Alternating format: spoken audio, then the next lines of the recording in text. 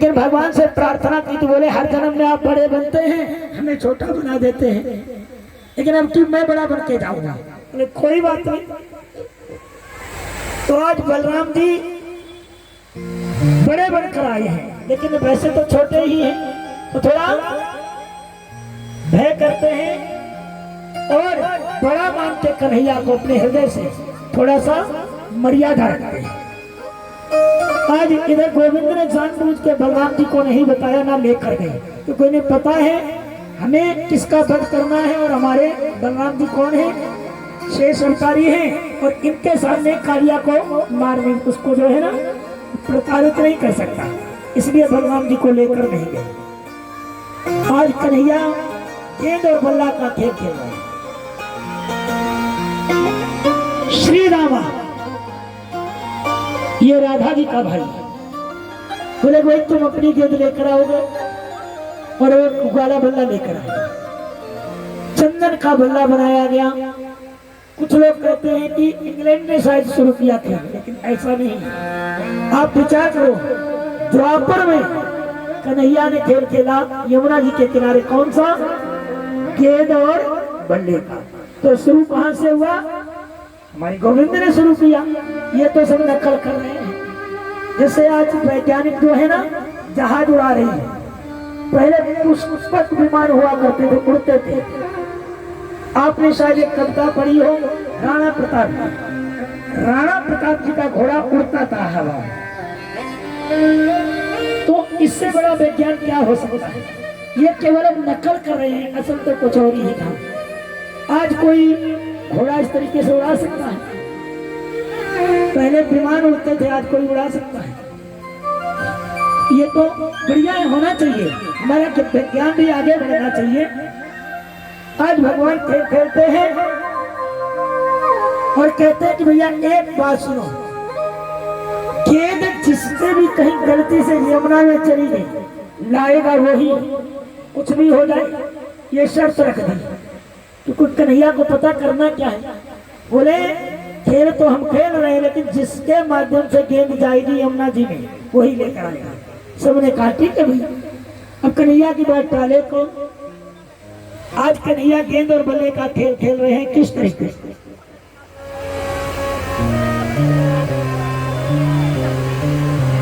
बड़ी काली देह पे खेलन आयो री मेरा 1200 कन्हैया, काली देह पे खेलन आयो री मेरा 1200 कन्हैया।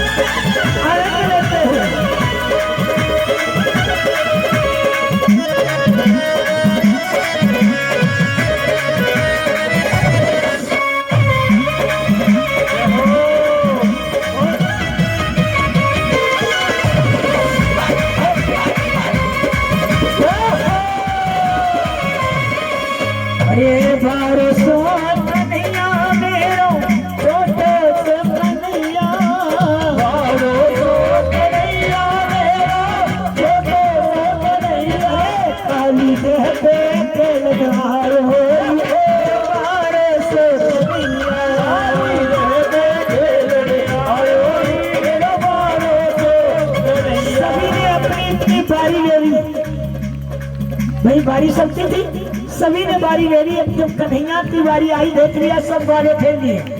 कन्हैया ने कहा भाई सब लोग खेल लिए, अब मेरी बारी है। और आज श्री रामा गेंद फेंक रहा है, कन्हैया जी बल्ला चला रहे हैं। कुछ गेंदें कन्हैया ने बढ़िया सी चलाई। जब देखा ओवर समाप्त होने वाला, 6 बॉलें पूरी होने वाली है, तो कन्हैया ने अपना टोल मारा, सीधी गेंद कहाँ गई, यमुना जी। अरे मारो टोल गेंद गई देह में, मारो टोल गेंद गई देह। हाँ काहे की पट गेंद बनाई, काहे की पट गेंद बनाई। अरे काहे बनाई, काहे को बल्ला लाए दरबार से कन्हैया गाई।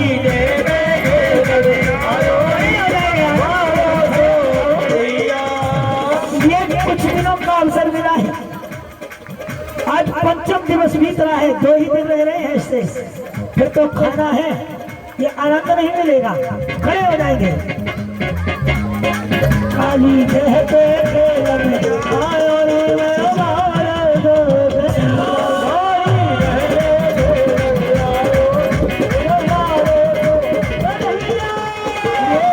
सबकी पट्टी कैद बनाए, सबकी पट्टी कैद बनाए,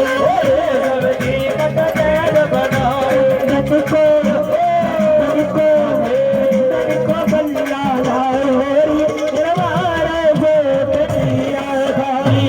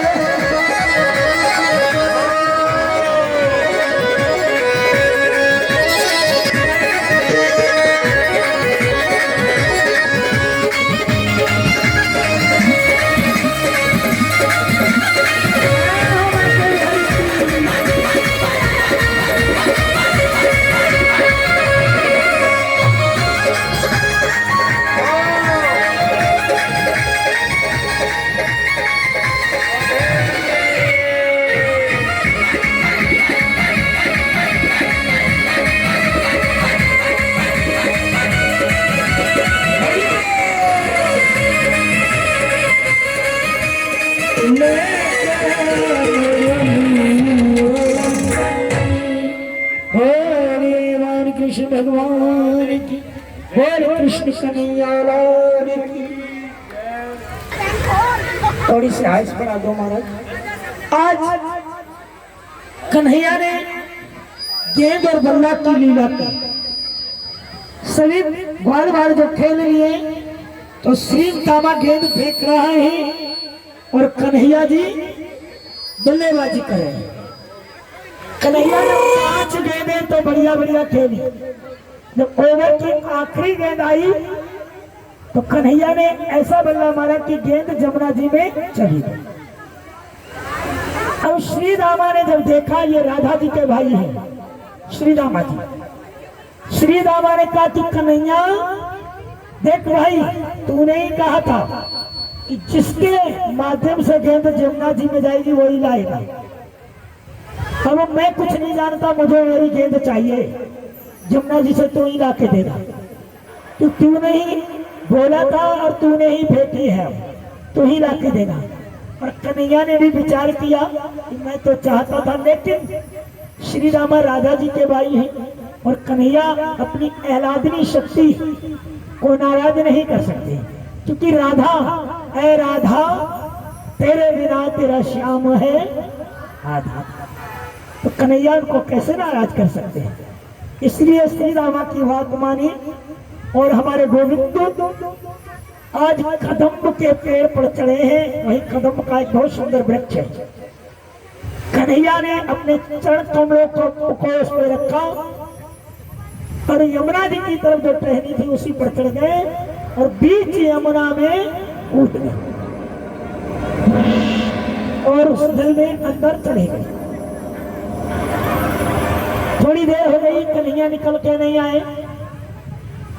धीरे धीरे आधा घंटा हो गया, कन्हैया निकल के नहीं आए तो सब ग्वाल बाल बड़ा परेशान होने लगे, श्री रामा को डांटने लगे। श्री रामा ने जिद की, कन्हैया यमुना जी में जाए। हम सभी जानते थे, ये भी जानता था इसमें विषैला सांप है, ये पानी विषैला है और इसकी वजह से आज हमारा कन्हैया हमसे दूर हो गया। सबने जाके बाबा से कहा, नंदरानी से कहा।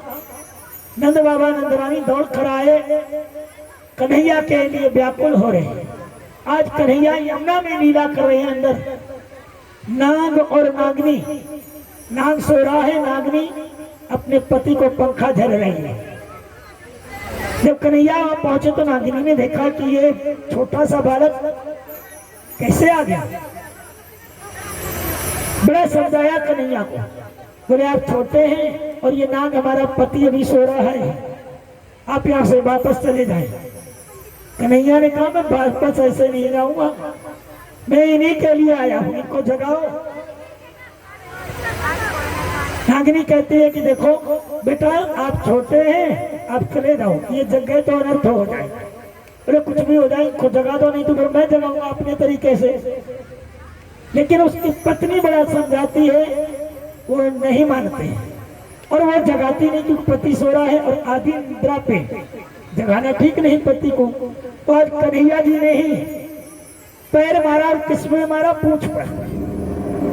सांप की पूंछ को अगर दबा दिया जाए ना तो एकदम पीछे को मुंह करके डसने की कोशिश करता है ना, तो उसकी अगर पूंछ दबा दी जाए। आज जैसे कन्हैया ने पूंछ दबाई तो उसका फनफना के मुंह उसने खोला और देखा घुड़ती डसने के लिए। तो नन्ना सा बालक है ना, 5 वर्ष का बालक। आज जब उस नाग ने देखा कि ये है तो बड़ा सुंदर, देख कर मन मुग्ध हो गया। फिर सोचा कि रेशमी मेरी पूंछ दबा दी। और कन्हैया जी ने नाग से वार्तालाप किया कि भाई देखो ऐसा है, आपके जहर से यमुना जी का जल विषैला हो रहा है और जो भी हमारे गौए और बछड़े जल को पीते हैं वो मर जाते हैं। और मैं ये नहीं चाहता हूं कि हमारी गैया और बछड़े मरे, क्योंकि इनकी ही रक्षा के लिए मैं आया हूं। लेकिन नाग नहीं मानता, बोले तुम बालक हो जाओ, हमें मत समझाओ।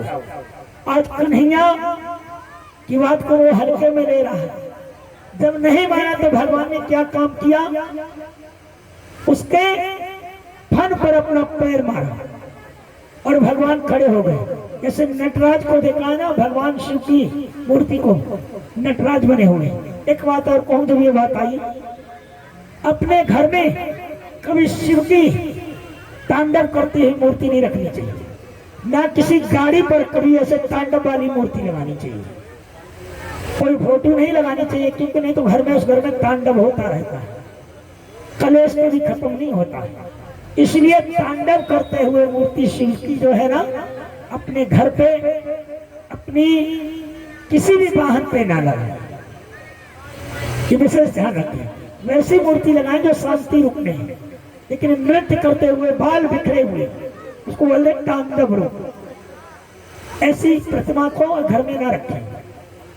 आज कन्हैया जी जब उसके फन पर खड़े हो गए अपना भार लेकर, वो तड़पने लगा उस वजन से, क्यों? भाई सृष्टि के मालिक हैं, पूरी सृष्टि का भार, उनका भार, इतना भार हो, लेकिन हर बार थोड़ा थोड़ा भार बढ़ा रहे हैं, वो तड़पता जा रहा है, विकल होता जा रहा है, और धीरे धीरे लहराता हुआ ऊपर को आ गया। कन्हैया उसके फन पर नृत्य कर रहे हैं और अपनी बांसुरी को होठों पर लगाए हुए नृत्य करते हुए कन्हैया जी आ रहे हैं, वो ऊपर लेकर आ रहा है। आज जितने भी वहां वृंदावन के वासी हैं, इंतजार कर रहे हैं, मैया की आंखों में अश्रु है कि आज मेरा लाला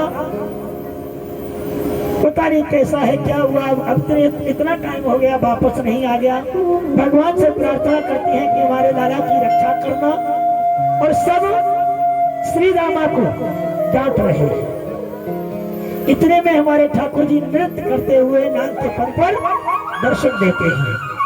बोलिए बाकी बिहारी लाल की। आज भगवान ने काली नाग का उद्धार किया और कहा कि आप ये यमुना जी को छोड़ दें और रमण द्वीप को चले जाए। नाग ने कहा कि महाराज वहां जो है गरुड़ जी हमें थोड़ा तंग करेंगे, तो बोले आप रमण द्वीप पर चले जाएं, वहां गरुड़ नहीं जाएंगे, और मैं अपना पद चिन्ह आपके मस्तक पर लगा रहा हूं, आपको अब कोई भय करने की जरूरत नहीं, निर्भय, लेकिन यमुना जी को आप छोड़ दो। आज वो नाग अपनी पत्नी को लेकर रमण द्वीप की तरफ चला गया। आज भगवान को देखकर सभी प्रसन्न हैं। इस तरीके से भगवान ने ये लीला की। बिहारी लाल की। और रमण द्वीप को उस नाग को भेज दिया। एक दिन की बात है, जब ये जल शुद्ध हो गया तो सभी वहां जाने आने लगे यमुना जी में। जितने भी जीव जंतु हैं सब आजाद हो गए, पानी पीते हैं, बड़ा प्रसन्न है। एक दिन गोपियों के भी मन में आया कि क्यों ना यमुना जी पे स्नान किया जाए। तो वहीं कदम्ब के पेड़ के पास कुछ सखियां गोपियां जाकर स्नान करने लगी, और वो गोपियां निर्वस्त्र स्नान कर रही हैं यमुना जी में। जल में किसका वास है? हाँ, ये जल के देवता है। कन्हैया ने देखा कि ये पुण्य तो कमा रही है, ये पाप की भागी बन गई। स्त्री को जल में निर्वस्त्र स्नान नहीं करना चाहिए, ना पुरुष को करना चाहिए। दोस्तों लगता है कि स्त्री को ज्यादा लगता है। आज भगवान ने वहां लीला की चीर हरण। कन्हैया ने देखा कि गोपियां सभी स्नान करने में मस्त हैं। कन्हैया सभी गोपियों को चीर लेकर और उस कदम पे चढ़ गए। जब सखियां स्नान करके निपटी, देखा तो यमुना के किनारे किसी की चीर नहीं। इधर उधर देखा, कदम के पेड़ पर चीर बंधे हुए हैं और कन्हैया जी बैठे हुए हैं। जब सखियों ने देखा विनय की, तो कन्हैया मुरली बजा रहे, उनकी नहीं सुन रही। और एक सखी कहती है कि देखो सखी, कन्हैया ने हमारे चीर ले लिए। और इस सखी ने देखो जरा तुम इधर घूम कर, यमुना तट का नहाना गजब हो गया, यमुना तट का नहाना गजब हो गया। देखो जरा तुम इधर घूम कर, सखिया देखो जरा तुम इधर घूम कर, यमुना तट का नहाना गजब हो गया, यमुना तट कपड़े चुरा जा खाने डाल पर शाम कपड़े चुरा जा खाने डाल पर उनका बंसी बजाना गजब हो गया, उनका बंसी बजाना गजब हो गया। ये बिहारी लाल की। आज कन्हैया कहते हैं कि सखियों तीर तो मैं तुम्हारे दूंगा, लेकिन आपको निर्वस्त्र ही हमारे पास आना पड़ेगा। सखियां लज्जित हो रही हैं और कन्हैया से विनय कर रही हैं कि कृष्ण हमें तंग मत करो, हमारे तीर दे दो। फिर आत्मा और परमात्मा से क्या भेद? भगवान ने ये लीला इसलिए की ताकि वो हम सभी को दर्शा सके कि जल में जल पुरुष वर्ग में आता है, इसीलिए स्त्री को दोष लगता है, इसलिए स्त्री को कभी भी जल में नग्न नहीं नहाना। आज भगवान ने उनको समझाया, इसमें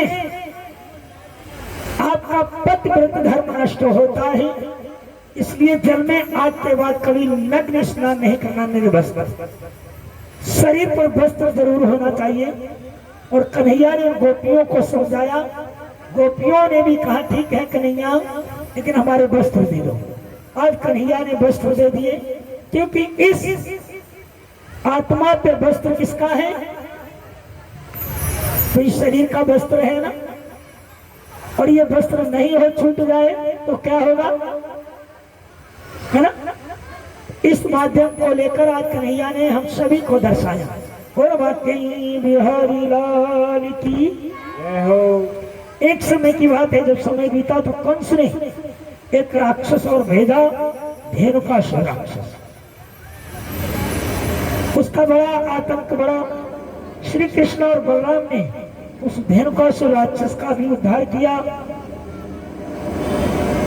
बोलिए बाकी बिहारी लाल की जय, बोलिए सांवरिया सरकार की जय। सुखदेव भी कहते हैं कि हे राजन परीक्षित, एक बार आधी रात के समय लोग सो रहे थे, अचानक चारों तरफ से आग लग गई। बीच में गांव है और गांव के चारों तरफ आग लग गई। सब गोपाल उसमें फंस गए, चारों तरफ आग है। निकले तो किस तरह निकले? सभी कृष्ण को पुकारने लगे। सभी ने कृष्ण को पुकारा तो भगवान कृष्ण आए और भगवान ने उस अग्नि का पान किया और उन सभी की रक्षा की। भगवान ने उस अग्नि का पान कर लिया भगवान, और अपने भक्तों की भगवान ने रक्षा की। इसके पश्चात एक प्रलंबा सुर नाम का राक्षस भेजा कंस ने, ग्वाल वालों का रूप धारण करके आया। भगवान ने उसका भी उद्धार किया। सुखदेव भी कहते हैं कि हे राजन परीक्षित, एक बार ग्वाल वालों की इच्छा हुई, जब वन में थे काफी दूर निकल गए तो ग्वाल वालों को भूख लगी, तो उन्होंने इच्छा जताई कि भाई कुछ भोजन होना चाहिए और भोजन के साथ कुछ मीठा भी होना चाहिए। तो भगवान ने उनकी ये भी इच्छा पूरी की। तो एक समय की बात है, कुछ ब्राह्मण वहां कुछ दूर पर यज्ञ कर रहे थे। जब यज्ञ कर रहे थे तो ग्वाल वालों से भगवान ने कहा कि देखो जाओ, ये कुछ दूर पर घर है, ब्राह्मणों का नगर है, वहां ब्राह्मण यज्ञ कर रहे हैं, वहां कुछ बना है व्यवस्था, क्योंकि यज्ञ के बाद भंडारा होगा तो व्यवस्था जरूर होगी, तो जाकर आप वहां से कुछ ले आए ब्राह्मणों से। सभी ग्वाल वाल गए और कहा कि भगवान कृष्ण को भूख लगी हुई है और हम लोग जो है ना गाय चराते चराते वन में निकल आए हैं दूर, आप कुछ भोजन की व्यवस्था कर दें। तो ब्राह्मण यज्ञ की तैयारी में यज्ञ में लगे हुए थे, माला चल रही है, यज्ञ चल रहा है, हम माला करते बोल तो सकते नहीं। तो ब्राह्मणों ने वहीं से आंखें दिखाती बोले जाओ यहाँ से ग्वालिये हो, तो हमारे यज्ञ में रंग में भंग डालने आ गए, कुछ नहीं मिलेगा तुम्हें, जाओ। डांट कर आंखों के माध्यम से डांट कर भगा दिया। कृष्ण गए, कृष्ण के पास गए, सभी बार बार कहने लगे कि महाराज कहाँ ऐसी जगह भेज दिया, उस ब्राह्मणों ने कुछ भी नहीं दिया, ब्राह्मणों ने और यज्ञ कर रहे थे और मुझे आंखों से डांट के भगा दिया। कृष्ण बोले कि आप ब्राह्मणों के पास ही क्यों गए, उनकी जो ब्राह्मण पत्नियां हैं उनके पास जाओ, क्योंकि जो माताएं होती हैं वो बड़ा वात्सल्य होती है। एक बार जाओ उन ब्राह्मणियों के पास। ग्वाल बाल फिर आए, उन्होंने ब्राह्मणों की तरफ देखा ही नहीं, सीधे घर में घुस गए और जो उनकी देवियां पत्नियां थी, ब्राह्मण पत्नियां, उनसे हाथ जोड़कर कहा कि मैया हम कृष्ण के साथ आए हैं ग्वाल बाल, और कृष्ण वन में हैं, उनको भूख लगी है, दूर निकल आए हैं अपने गांव से, उनको बहुत भूख लगी है, कुछ मिठाइयाँ कुछ भोजन वगैरह कोई व्यवस्था हो तो कर दो।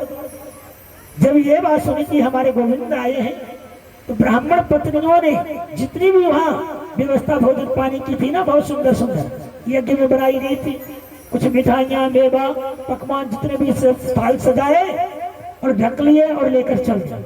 अब ब्राह्मण देख रहे हैं ये कहाँ जा रही थाल सजा के, यहाँ तो यज्ञ पूरा होगा तो यहाँ भोग लगेगा, और ये पता नहीं कहाँ लेके जा रही ग्वालियों को खिलाने के लिए।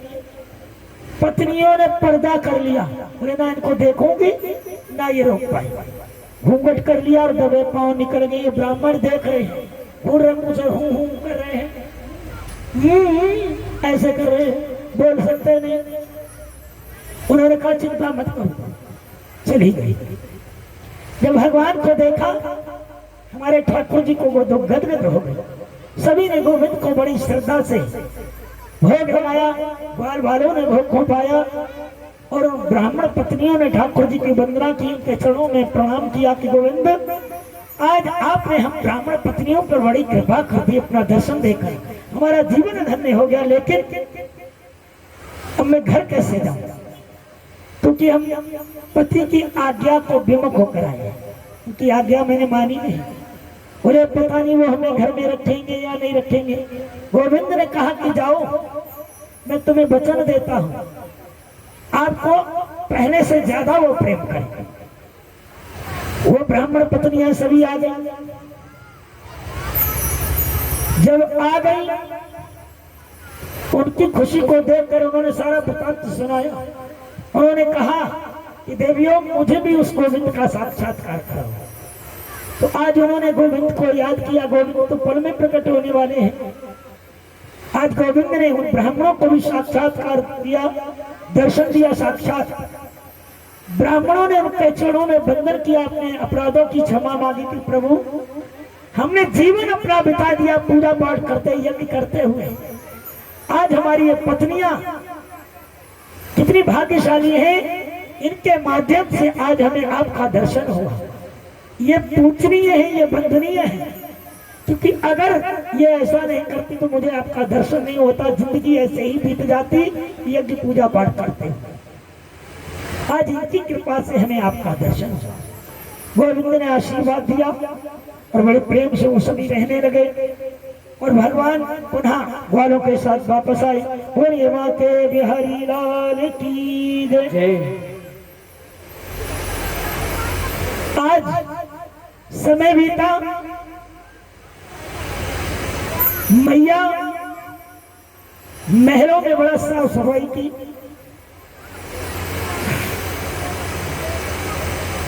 बहुत ही सुंदर सुंदर पकवान बनाए हैं रसोई में, और सभी जितने भी हैं वृंदावनवासी पकवान बना रहे हैं, तो पूरे नगर में खुशबू छा रही है। एक तो तुलसी मैया की खुशबू और दूसरा पकवान बन रहे हैं, पूरे नगर में खुशहाली छाई हुई। बड़ा प्रसन्न है। मैया ने मुंह पर पट्टी बांध रखी है ताकि छींक ना आ जाए, कहीं गलती से उबासी ना आ जाए, ये भोजन प्रसाद दूषित ना हो जाए। मुख में पट्टी बांध रखी है। सारी तैयारियां करें पकवान बनाने। कन्हैया जी पहुंचे, देखा ये आज बड़ा खुशबू आ रही है रसोई में, तो पूछने लगे कि मैया ये क्या बना रही है। बोले लाला जय जय होगी। जय जय होगी, काय की जय जय होगी? अरे वो जो हमारे इंद्र देवता है ना, हर साल उनकी पूजा होती है, और जब उनकी हम लोग पूजा करते हैं तो वो बारिश करते हैं। सभी वन हरे भरे होते हैं, घास उगती है, हमें पानी मिलता है, और गौएं बछड़े जितने हैं ये हम सबको पानी मिलता है और इन सबको हरी घास मिलती है, और पेड़ पौधों के माध्यम से हम सबको बढ़िया हवा मिलती है, ये हरे भरे रहते हैं। कन्हैया ने देखा कि ये जो है ना अनजाने में अच्छा नहीं कर रहे, क्योंकि इंद्र का तो कर्म है बारिश करना, उनको जो ब्रह्मा जी ने सौंपा हुआ वो तो करेंगे ही, लेकिन पूजा तो गिरिराज की होनी चाहिए। आज कन्हैया ने ऐसा मन में भाव लिया और नंद बाबा को बुलाया, वार्तालाप हुआ, सबको इकट्ठा किया। बोले बाबा मैं कुछ कहना चाहता हूँ। सभी ने कहा कन्हैया अरे तुम बोलो तो सही, तेरी आज तक किसी ने बात मानी है? मतलब किसी ने तेरी बात आज तक ऐसा है कि जो ना मानी हो, तूने कहा और किसी ने ना माना हो, बता क्या बात है? तो आज ठाकुर जी कहते हैं कि मेरा एक मत है भाई, इंद्र का तो काम ही है बारिश करना, लेकिन गिरिराज जी पर हमें सुंदर सुंदर घास मिलती है, पेड़ पौधे हैं, हमें गिरिराज जी की पूजा करनी चाहिए। आपका क्या मत है? तो नंद बाबा ने कहा कन्हैया तो कहता है तो हम करेंगे पूजा, लेकिन कहीं इंद्र नाराज हो गया तो? बोले उसकी आप चिंता मत करो, लेकिन एक बार गिरिराज जी की पूजा करके देखो, और मैं आपको वचन देता हूं कि हमारे गिरिराज जी महाराज प्रसाद पाएंगे। बोले प्रसाद पाएंगे? बोले कैसे? बोले साक्षात साक्षात दर्शन देंगे सबको, और तुम्हारी रक्षा भी करेंगे, ये मेरा वादा है। बोले पक्का? बोले हाँ पक्का, एकदम मोहर लगा दो। बोले ठीक है, आएंगे। हमारे आचार्य जी कहाँ है? महाराज जी अगर गिरिराज जी तैयार हैं तो ले आएंगे, बीच में थोड़ा रास्ता बना लेंगे, आप लोग दाएं बाएं हो जाएंगे, और ऐसी जगह गिरिराज जी को रखेंगे ताकि परिक्रमा हो सके। आचार्य जी हमारे कहाँ हैं? आ जाएंगे।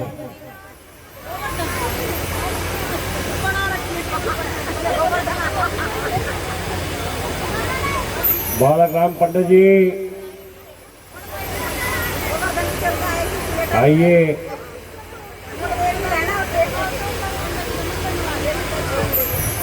आज सभी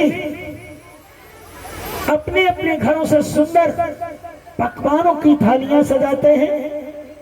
धीरे धीरे ये व्यवस्था होते होते किंतु भाई घर में सुबह से सब लगे हुए हैं, झाड़ू पोछा कर रहे हैं, उसके बाद नहा धो के स्नान ध्यान करके पकवान बनाए, तो एक पकवान तो बन नहीं रहा है, बहुत बने हैं। तो धीरे धीरे करते करते संध्या का समय होने जा रहा है, और अभी भी संध्या का ही समय होने जा रहा है ना, जैसे अब समय हो रहा है 5:30 के आसपास का ना, होने चाहिए। वहीं कराएंगे, ठीक है। गिरिराज जी आज सभी अपने अपने थालों को सजाते हैं, पकवानों को और ढक लेते हैं। आगे आगे कन्हैया जी, पीछे पीछे नंद बाबा, उसके पीछे सभी वृंदावनवासी चल देते हैं। कहाँ? गिरिराज जी के पास। बोले बातें बिहारी लाल की, बोलो राधे राधे। भाई आप सभी भक्तजनों से आपको बता दें कि आज कथा का 5वां दिन है। कथा कल भी चलेगी, परसों भी। तो 17 तारीख को जो भंडारा रखा गया है उसमें हलवा पूरी सब्जी का भंडारा है, और ये कथा जो चल रही है, भंडारा है, किसी एक आदमी का नहीं है, ये पूरे समस्त गांव का है। अगर जिसकी भी इच्छा, कोई घी देना चाहता है, रिफाइंड सब पूरी के लिए आटा वगैरह, तो दे सकता है। पैसा जरूरी है, पैसा दें, ठीक है। तो मैं अभी सभी माता शक्ति से निवेदन करूंगा, अगर जो भी अपना इच्छा हो, 5-10 किलो आटा, 20 किलो आटा, जो भी देना है, ठीक है, आप दे सकते हैं। ठीक है जी, राम राम। बोले बातें बिहारी लाल की। देखो ये वस्तुएं तो जरूरी हैं, लेकिन हमारे महाराज जी आज मंदिर में चर्चा चल रही थी, वही देखो वस्तुओं के साथ साथ ऐसा नहीं कि भाई भंडारा ही किया जाए, भंडारा तो सभी भक्तों में बढ़ जाएगा, लेकिन ये जो ब्राह्मण बैठे हैं इनका सिर्फ भंडारे से बात बनेगी। हमारे आचार्य जी हैं और ब्राह्मण हैं जो यहाँ देखो मूल पाठ करते हैं ना, श्रीमद् भागवत कथा को बांटा जाता है छोटी छोटी लीलाओं में, सूक्ष्म रूप से, क्योंकि विस्तार देंगे तो एक लीला एक दिन में नहीं हो सकती, इसलिए छोटी छोटी लीलाएं की जाती है। लेकिन मूल रूप से जो पाठ होता है पूरा पढ़ा जाता है, वो हमारे पंडित जी यहाँ पढ़ते हैं ना, आपने देखा है, ये इसको मूल पाठ बोलते हैं।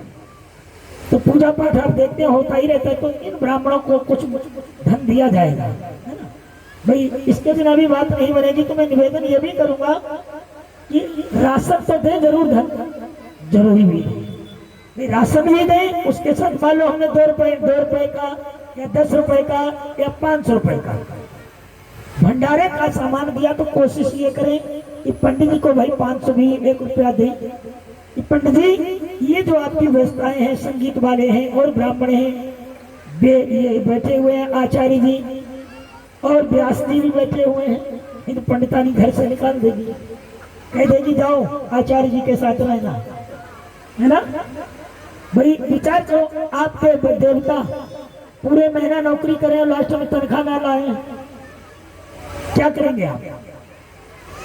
घर में घुसने देंगे? कहाँ तनख्वाह रखा है, लेके आओ पहले, है ना। तो कहने का मतलब ये है कि धन भी जरूरी है और धान्य भी जरूरी, कहने का मतलब ये व्यवस्थाएं भी जरूरी भंडारे की, तो दोनों का ध्यान रखें, ठीक है।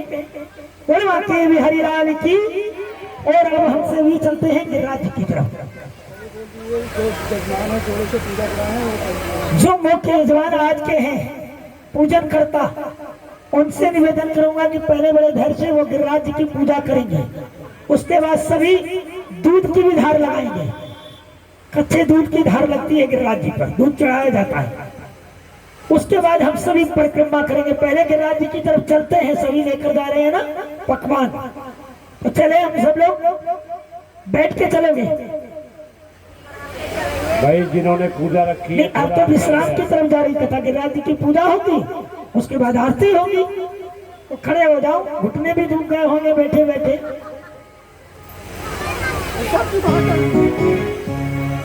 अरे बोल दो, सबको नहीं जाना है वहाँ, सबको जाना नहीं है वहाँ भी, यही खड़े होकर आनंद लेना है भजन का। भजन के माध्यम से हम सभी चलते हैं गिरिराज जी की तरफ, क्योंकि अभी मेवा पकवान की थालियां हाथ में है, आएंगे झूमते हुए।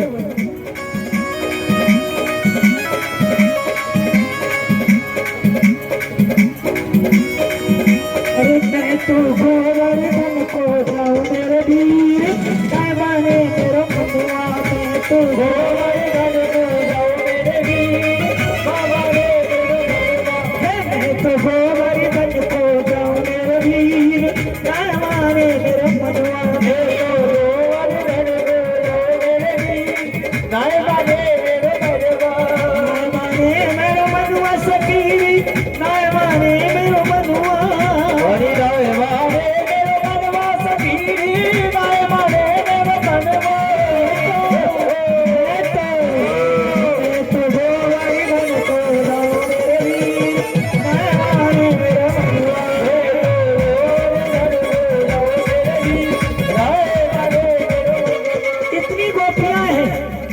क्या आनंद नहीं आ रहा? सब उठा ना, इस कथा में आनंद आ रहा है या नहीं आ रहा? लेकिन मेरे को ऐसा लग नहीं रहा है। देखो भैया मुंह खोल के दवाई ले रही है, बोले पंडित जी नींद आ रही है, दोनों हाथ मिला के झुकते हुए है। मैं तो गोवर्धन को जाऊं मेरे वीर, मैं माने मेरा मनुआ, मैं तो गोवर्धन को जाऊं मेरे वीर, मैं माने मेरा मनुआ।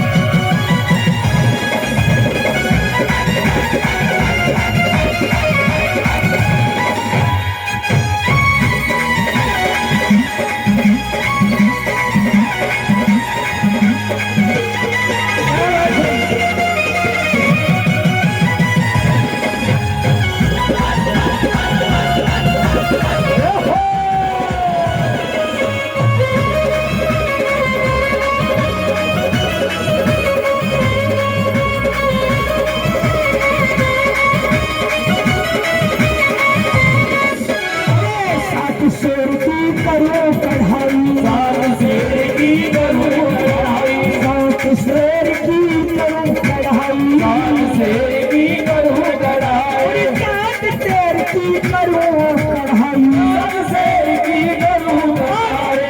मैं तो ब्राह्मण क्यों की जिमाओ मेरे वीर मेहमाने तेरे कदमा में तो गोवर कदमों जाऊं मेरे वीर मेहमाने तेरे कदमा।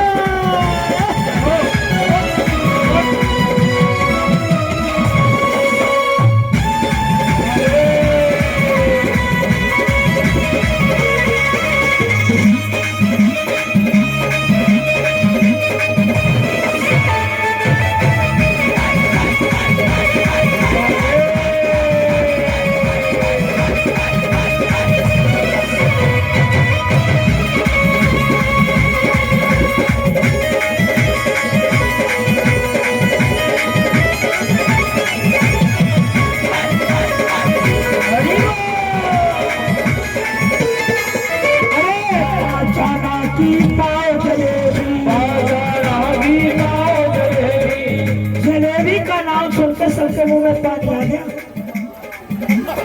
लेकिन हाँ हाजिरी लगाने को कोई तैयार नहीं है। जलेबी मिलेगी भाई, सबको मिलेगी जलेबी, लेकिन पहले हाजिरी लगानी है कि राज्य तक चलना है। नाचते हुए झूमते हुए दोनों आगे जाते पाचाना की पाओ जलेबी, जाना की पाओ जलेबी, की पाओ जलेबी,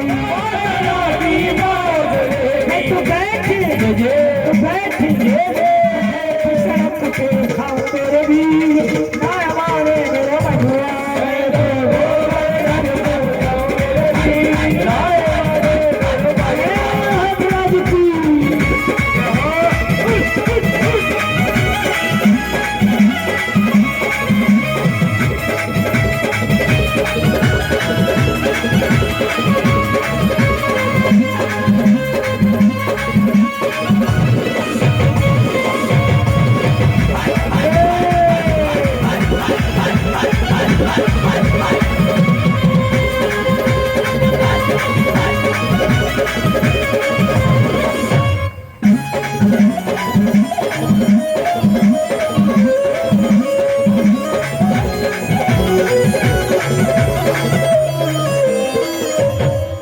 बोले भैरव जी महाराज की।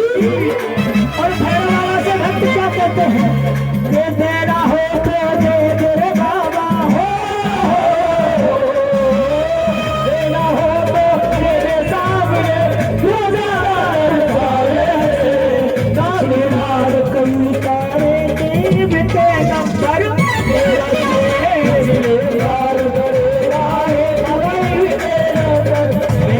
तेरा भक्त करे कि राजी से और भैरव बाबा से क्या, अरे तेरा हो तो दे तेरे बाबा हो, तेरा हो तो दे तेरे बाबा, क्यों ज्यादा तरसावे से दावेदार कई तारे तूने बिते नंबर तेरा से बार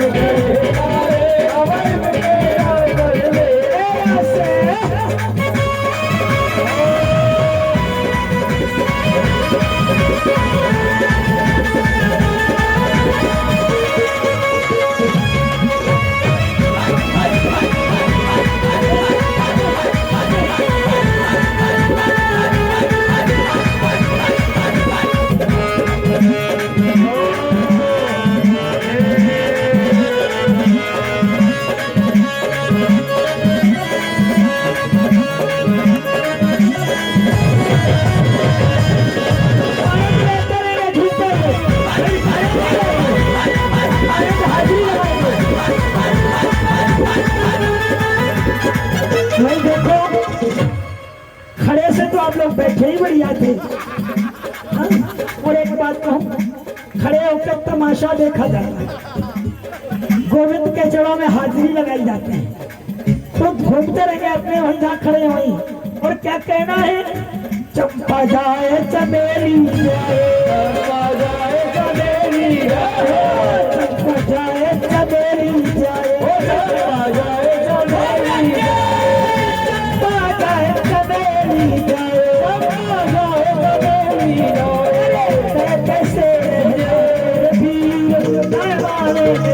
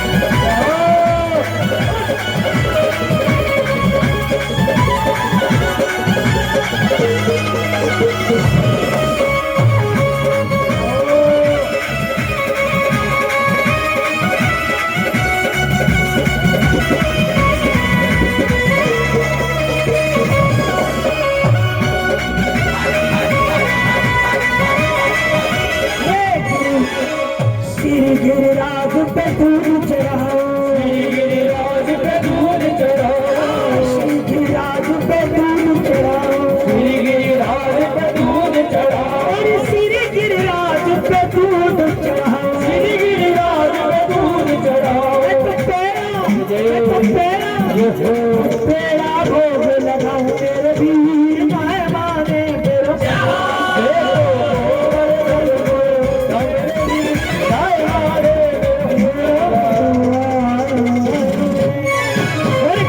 महाराज की हमारे गोविंद ने थोड़ा सा समय और देखिए। अरे वो लगा दे बदने मेरी नाची में लकड़ी बात रही। मानोगे नहीं महाराज, थोड़ी सी लीला पूरा कर देते हैं, उसके बाद व्यक्त करते हैं, आनंद लेंगे, है ना। आज गिरिराज जी ने ग्वालों का माध्यम लिया और कड़ी का भोग लगाया, लेकिन ब्रह्मा जी का वहां आगमन हो गया। ब्रह्मा जी ने देखा कि ये ब्रह्म नहीं हो सकता, ये ग्वाल वालों की झूठी कड़ी खा रहा है, और जो मुंह में चिपकी हुई थी ना कड़ी कड़ी यानी वो चोट में, और 2-3 दिन की बासी कड़ी थी। आज ब्रह्मा जी ये दृश्य देखकर दंग में रह गए। कुछ लीला आपको कल दर्शाई जाएगी। आएंगे सभी भक्त बड़े धीरे धैर्य से, थोड़े थोड़े भक्त जाएंगे, गिरिराज जी का पूजन करेंगे, बाकी भक्त गिरिराज जी का आनंद लेंगे भजन के माध्यम से, ठीक है। कुछ थोड़े थोड़े जाएंगे, एक साथ जाएंगे तो भीड़ हो जाएगी।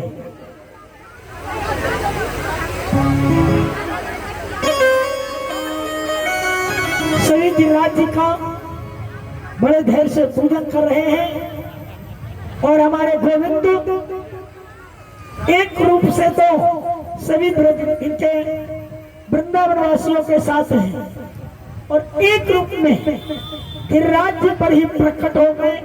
4 भुजाएं लेकर सुंदर सा मोर का मुकुट लगा हुआ है, शंख चक्र पद्म हाथ में लेकर सुदर्शन चक्र है, और भगवान ने प्रत्यक्ष दर्शन दिया गिरिराज जी ने। बोलिए गिरिराज जी महाराज की। सभी भक्त बड़ी श्रद्धा से गिरिराज जी का पूजन कर रहे हैं। आएंगे थोड़े थोड़े भक्त पूजन करेंगे गिरिराज जी का, और हम सभी गिरिराज जी का दर्शन करते हैं इस भजन के माध्यम से। श्री गोवर्धन महाराज महाराज माते मुकुट विराज हो, श्री गोवर्धन महाराज महाराज मुकुट विराज हो, गोवर्धन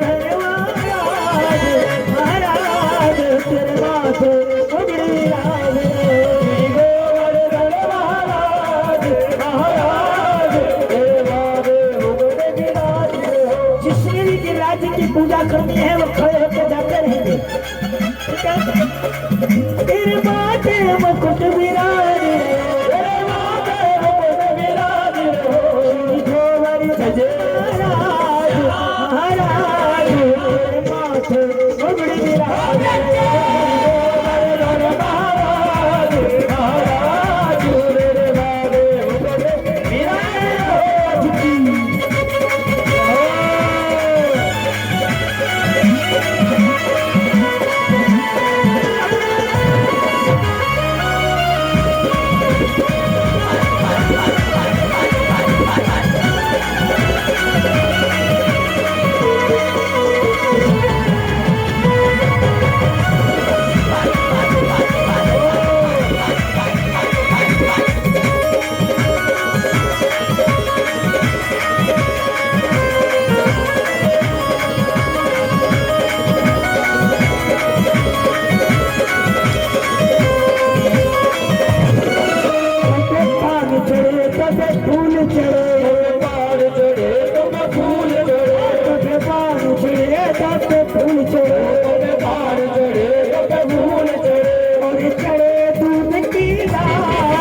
महाराज तेरे माथे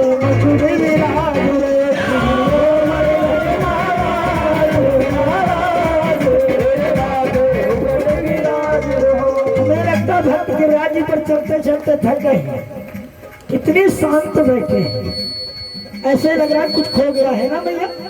इनके हाथ भी नहीं हिल रहे हैं। एक बार दोनों हाथ मिला लो भाई, सीधे सभी भक्तों ताली बजा के कहना है, श्री गोवर्धन महाराज महाराज तेरे माथे मुकुट विराजे, गोवर्धन महाराज महाराज तेरे माथे मुकुट विराजे, तेरे कानन कुंडल सोए रहे, तेरे कानन कुंडल सोए रहे, तेरे कानन कुंडल सोए रहे, तेरे कानन कुंडल सोए रहे, तेरे घर में तेरे घर में तेरे घर में धरती माल काल, तेरे माथे मुकुट विराजे। वैसे एक बात तो मैं भी कहूँगा, आज पंचम दिवस है महाराज, आचार्य जी इस जोड़े को साथ नाश्ता नहीं देखा मैंने हाजिरी लगाते। कल लगाई थी पंडित जी, आप किथे? कब? कल यहाँ पे। भाई मैंने नहीं देखी तो मैं तो नहीं कह सकता। आज प्रत्येक सामने आ जाएंगे महाराज जी, इसको किसी को पकड़ा देंगे, जोड़े से आ जाएंगे। नहीं इसको रख दो महाराज, ऐसे बात नहीं बनेगी कि राज्य पर चलना है, हमारे आचार्य जी को दे दो ये। श्री गोवर्धन महाराज महाराज तेरे माथे मुकुट विराजे, श्री गोवर्धन महाराज ऐसे महाराज तेरे माथे मुकुट विराजे हो।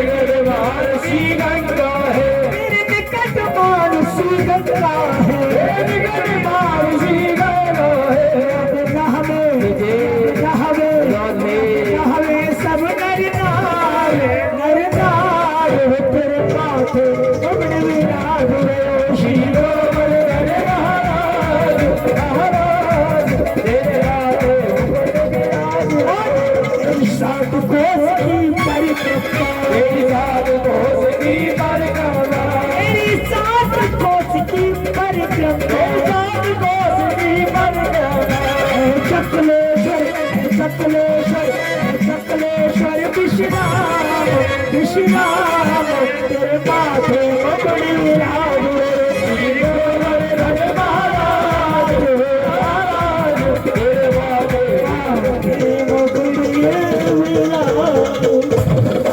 आज हमारे ठाकुर जी का सुंदर सा रूप सभी भक्तों ने देखा और दर्शाया। कुछ कहते हैं कन्हैया कि देखो गिरिराज जी के ऊपर कितना सुंदर मुकुट सजा हुआ है, मोर का पंख, हीरे जड़े हुए, मोती जड़े हुए और गले में कितना सुंदर सोने का कंटा है। एक कहता कन्हैया एक बात कहूं, ये लाला बता, तुझमें और इसमें कोई फर्क नहीं, केवल फर्क कितना है, इसकी 4 भुजाएं हैं और तू 2 भुजाएं वाला है।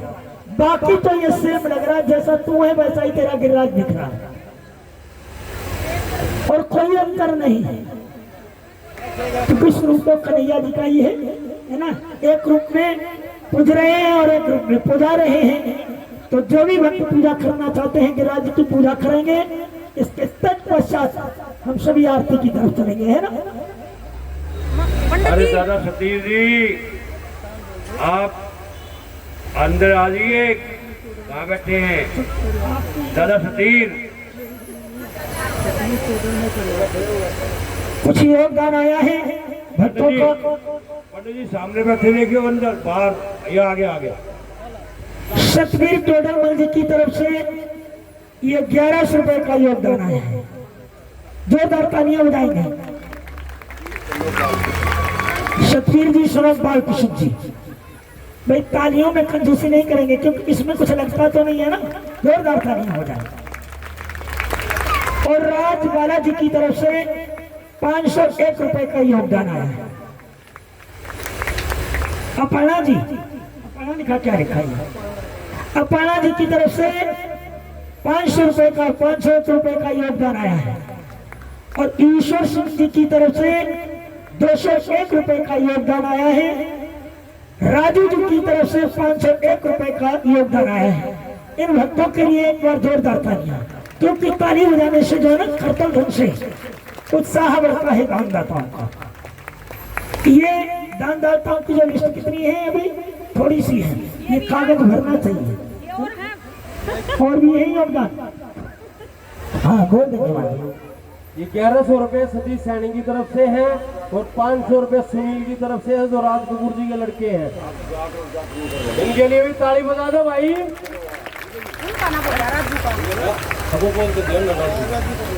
बोल बाकी बिहारी लाल की जय।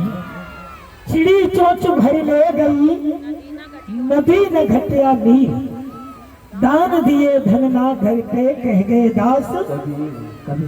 पर संतों की वाणी कभी मिथ्या नहीं जाती। अच्छा विचार है महाराज? आरती का विचार है कि आज नाइट शिफ्ट लगा। नहीं तो पीछे ये मुंडका है, ये पीछे नहीं हटने वाला, आप खींच लो। आ जाएंगे, सभी खड़े हो जाएंगे आरती के लिए। भोग मंत्र जाप तो लगवाइयो आज। ऐसे आप लगाओ ऐसे भोग नहीं लगता। मंत्र बोलना उससे भोग लगवाना। नहीं भजन भी बोल देंगे, कोई बात नहीं, महाराज जी की इच्छा रहती है। लेकिन भोग कोई भी एक लगा सकता है, बाकी तो सबके ही नाम का लगता है। ऐसा नहीं कि जब हमें अपने हाथ से भोग लगाए तभी लगेगा। आप वहीं से हाथ जोड़ दें और प्रार्थना कर लें कि गोविंद हमारा ये भोग स्वीकार करें, वो स्वीकार कर लेंगे।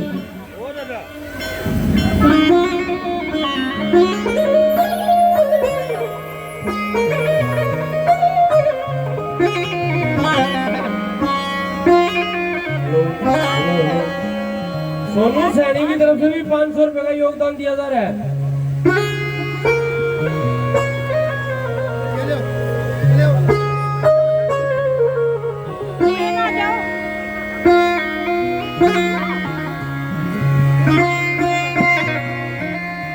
आरती की थाली लो।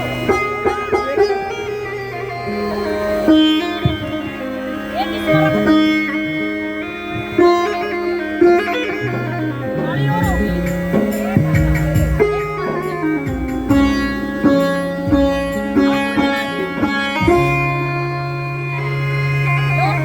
एक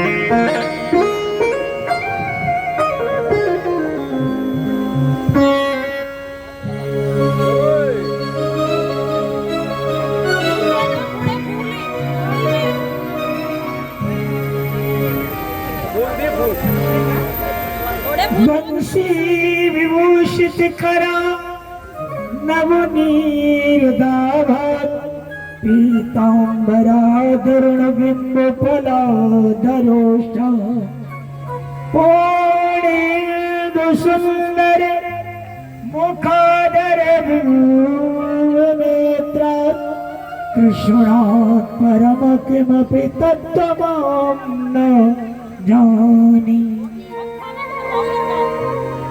आरती में गाऊं तेरी आरती में गाऊं हे गिरधर तेरी आरती में गाऊं आरती में गाऊं तेरी आरती में गाऊं हे गिरधर तेरी आरती में गाऊं आरती में आरती में गाऊं हे गिरधर तेरी आरती में गाऊं आरती में गाऊं तेरी आरती में गाऊं हे गिरधर तेरी आरती में गाऊं और काम कुट तेरे सीत पे सोहे प्यारी प्यारी वैसी मेरा मन मोहे प्यारी प्यारी वैसी मेरा मन मोहे देखी छवि भले हारी जाऊं जो बिहारी तेरी आरती में गाऊं आरती में गाऊं तेरी आरती में गाऊं हे गिरधर तेरी आरती में मेरी श्रद्धा भाव से ठाकुर जी की आरती करेंगे कोई जल्दीबाजी नहीं।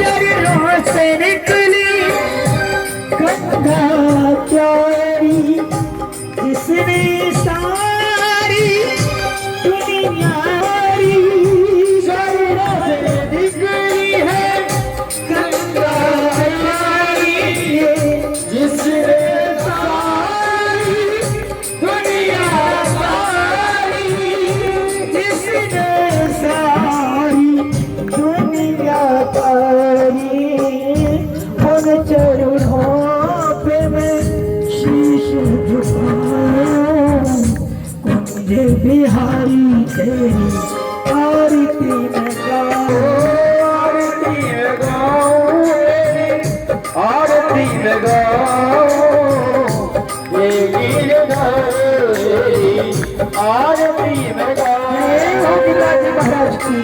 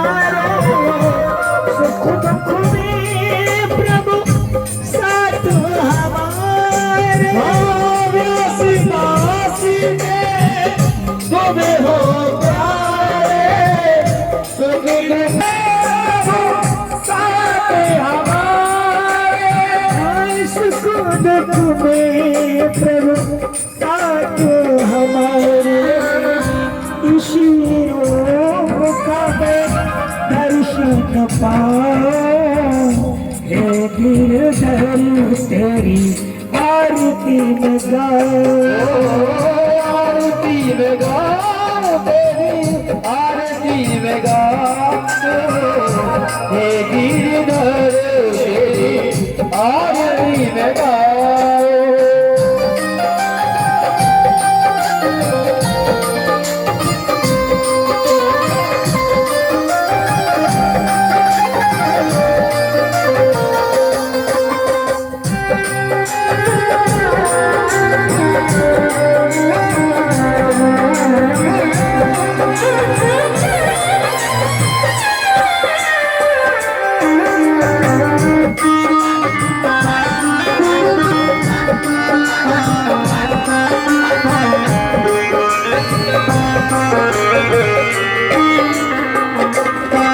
स्वामी हरिदास तुम हो प्यारे, हम भक्तों के प्रभु रखवारे, स्वामी हरिदास तुम हो प्यारे, हम भक्तों के तुम रखवारे, हम भक्तों के तुम रखवारे, इसी रूप पे मैं जुगल छवि पे मैं बल बल जाऊं, हे गिरधर तेरी आरती में गाओ, आरती में गाओ तेरी आरती में गाओ, हे गिरधर तेरी आरती में गाओ, आरती में गाओ तेरी आरती में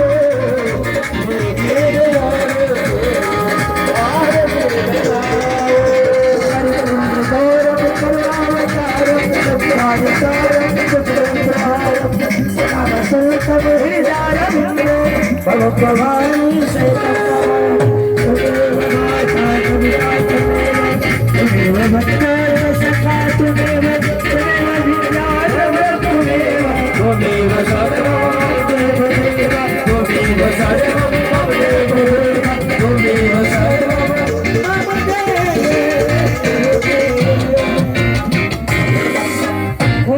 भागवत भगवान की और दादा भैरवनाथ की दुर्गे मैया को सभी आरती दिखाई।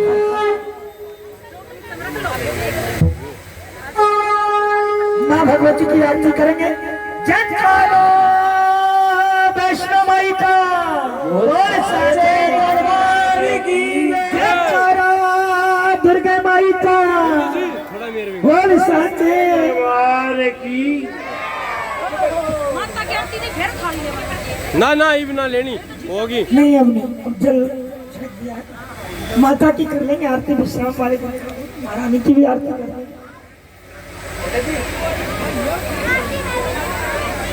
कुंडड़ी चांदड़ी बड़ी श्री भक्त भगवान की आरती लेंगे भोग लगाने के और एक बार जयकारे लगाएंगे सभी।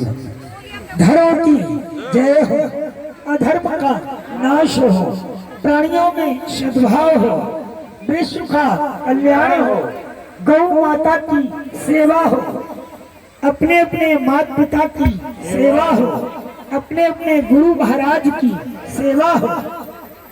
नमः पार्वती पतये हर हर हर महादेव।